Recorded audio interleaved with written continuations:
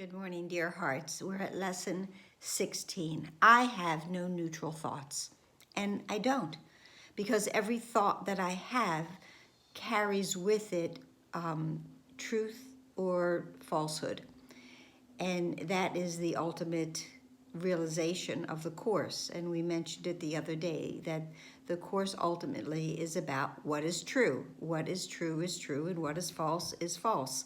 And my thoughts are not neutral, they are either real or unreal. The lesson tells us that there's no such thing as a big thought or a small thought, a powerful thought or a weak thought. But then it goes on to tell us, which is one of my favorite things, is making the distinction between creating and making. I really believe that when we totally understand that difference between what is created and what is made, it helps to make clear the entire Course. What is created is eternal and will last. What is made is of the ego and will not. So what is created is true, what is made is false. And it's as simple as that. And I think when we become aware of that, if we think about our languaging, it will also be very helpful. A lot of people will, when they get into a difficult situation, well, I created that. No, you made that. Your ego made that for you. If you had created it, it would be a situation that you find pleasing and wonderful and filled with light. If I'm in a situation that is painful and I want to get out of it, I made it up, and it's not real. It is false.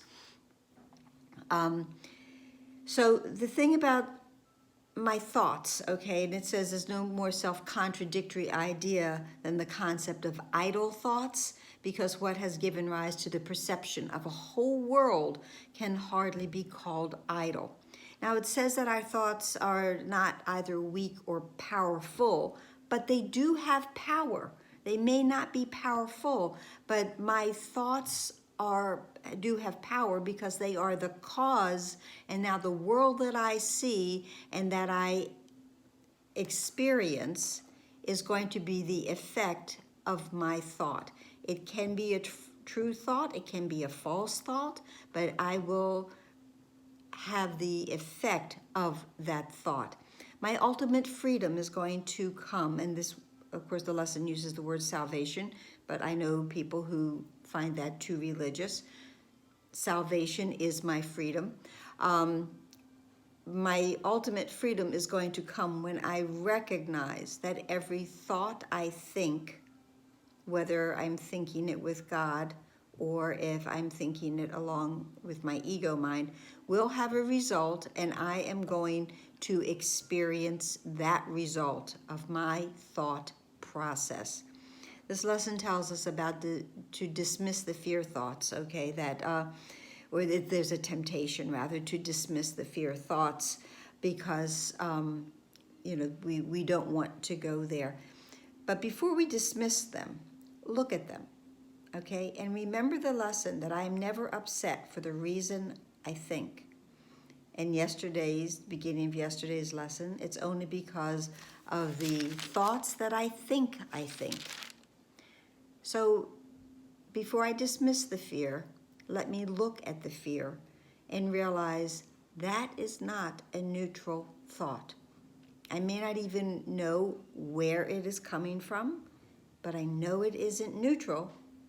I know it's a fear thought, and I know it isn't one that I'm choosing to align my mind with, okay? And that's it. That's it for today. The practicing is to go around and look and to monitor in a way the thoughts that come into your head and look at them and say, this is not a neutral thought.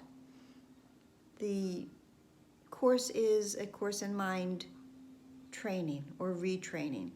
We're going to retrain our minds along the lines of love, and it's going to be amazing.